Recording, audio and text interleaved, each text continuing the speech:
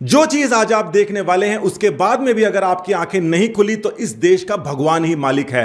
चीनी company MI ने वो काम कर दिया है जिसके बाद के अंदर कोई शक नहीं रह गया कि जो बात हमेशा आपको बताते गए हैं कि चीन की कोई भी कंपनी जो प्राइवेट होने का दिखावा करती है असल में वो सरकारी कंपनी ही है और वो आपका डेटा और अन्य सामग्री चीनी सरकार को जब चाहे उपलब्ध करवा सकती है। ये जो मोबाइल आप देख रहे हैं ये चीनी कंपनी एमआई का मोबाइल है और इसके अंदर आप समय भी देख सकते हैं, सब कुछ देख सकते हैं और साथ ही के अंदर आपको दिखाई दे रहा होगा ये वेदर ऐप। इस वेदर ऐप को क्लिक करते हैं और ये यहां पर दिखा देता है कि इस समय कहां पर क्या वेदर चल रहा है। अब यहां पर अरुणाचल प्रदेश का किसी वेदर को देखने की कोशिश करते हैं मगर उसके पहले किसी और शहर का भी देखने की कोशिश करते हैं। तो यहां पर क्लिक कर देते हैं तो यहां पर सीकर का और चंडीगढ़ का आपको टेंपरेचर दिखाई दे रहा है। अब किसी और शहर को मैं ऐड करने की यहां पर कोशिश करता हूं। मान लीजिए पटना ऐड करते हैं, PAT।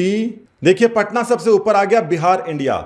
लीजिए तो पटना का ये टेंपरेचर है, ये आपने देख लिया। इसका मतलब किसी भी शहर का आप टेंपरेचर यहां पर देख सकते हैं। अब मैं यहां पर अरुणाचल प्रदेश के किसी शहर या उनकी कैपिटल को ही ऐड करने की कोशिश करता हूं। ईटानगर लिखते हैं, जो कैपिटल है ITA।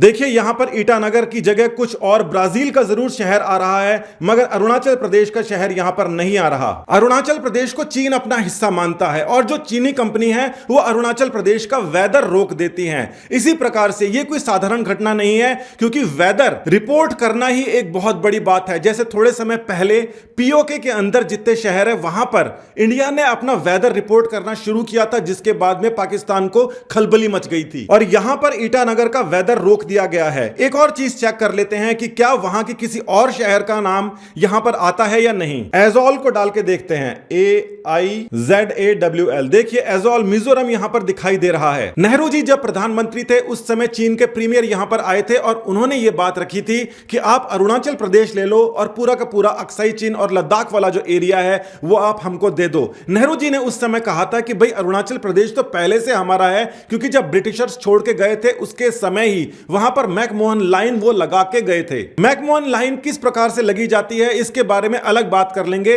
मगर जरूरी बात यह है कि अरुणाचल प्रदेश के अंदर भी 62 के अंदर चीनी सेनाएं घुस गई थी और कुछ हिस्सा उन्होंने वहां पर ऑक्यूपाई किया था। मंगोलिया, तिब्बत और शिनजियान ये तीन जो कंट्रीज थे इसके बहुत बड़े इलाके, शिनजियान और तिब्बत को तो पूरी तरीके से चाइना ने अपने कब्जे के अंदर ले लिया, वो भी तब जब वो यूनाइटेड नेशंस का मेंबर था। यह बात अलग है कि जिस चीन को यूनाइटेड नेशन का मेंबर बनाया गया था वो चीन के अंदर रेवोल्यूशन हो गया था और उसके बाद के अंदर कम्युनिस्ट पावर्स वहां पर आ गई थी। असली चीन जाकर ताइवान के अंदर रुक गया था, यानी कि असली जो यूनाइटेड नेशन का जो मेंबर है वो ताइवान रहा करता था और ये फिलहाल वाले जो कम्युनिस्ट चीन है वो नहीं रहा करते थे। इन कम्युनिस्ट पार्टी ने अपनी बहुत सारी बड़ी कंपनियां बनाई और अलग अलग जगह जाकर उन्होंने कारोबार करना शुरू किया। ये सारी की सारी कंपनियां होती कम्युनिस्ट पार्टी ऑफ चाइना की ही हैं और दूसरी जगह जहां पर भी व्यापार करती हैं उनके अंदर एक क्लॉज है कि चीन की कम्युनिस्ट पार्टी किसी भी चीनी कंपनी को कभी भी टेक ओवर कर सकती है, सारा का सारा डेटा ले सकती है और कोई भी चीनी पार्टी उसको मना नहीं कर सकती।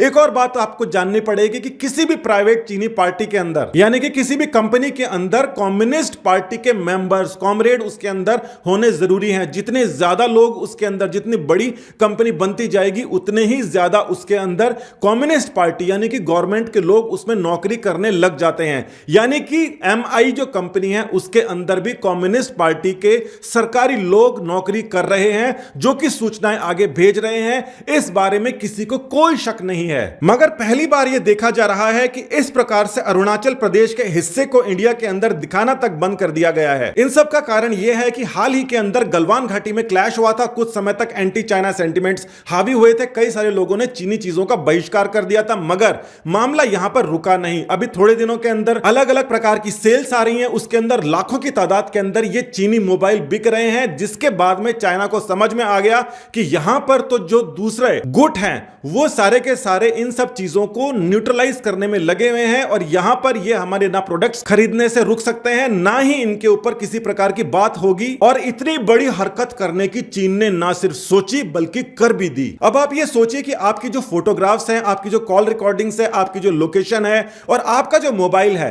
वहां से चीनी कंपनियां जब चाहे, क्योंकि उनके पास में ऐप की परमिशंस होती है, जब चाहे मोबाइल ऑफ हो ऑन हो वो सारी की सारी बातें यहां से सुन सकती हैं, कैमरे से देख सकती हैं, आपको पता भी नहीं होगा उस समय वो कैमरा ऑन रह सकता है। एक भी ऐसी सूचना नहीं है जो हम अपने घर में आके ये चाइनीज जो मोबाइल हैं इनको हाथ में लेके खुद चीन तक नहीं भेज रहे हैं। और ये वही मोबाइल है जिसकी वजह से हमारे सारे पासवर्ड्स हैक हो गए थे, हमारा खुद का फेसबुक हैक हो गया था और उसके बाद में रिकवर करने तक हमारे पेजेस का बहुत बड़ा नुकसान हो गया था, क्योंकि हम चाइना की असली पोलें खोल रहे थे और उनको यह पसंद नहीं थी। हमने तो ऐसे जासूसी करने वाले मोबाइलों को यूज करना बंद कर दिया है, सस्ता ही सही मगर दूसरी सैमसंग या माइक्रोमैक्स या लावा कंपनी के मोबाइल यूज करने शुरू कर दिए हैं। मगर आपको क्या करना है वो आपको पता है, और आप अगर वो नहीं करेंगे तो इस देश को कौन बचाएगा? थोड़ा विचार करिए अपने आप के बारे में, अपने देश के सैनिकों के बारे में, अपने देश के बारे में।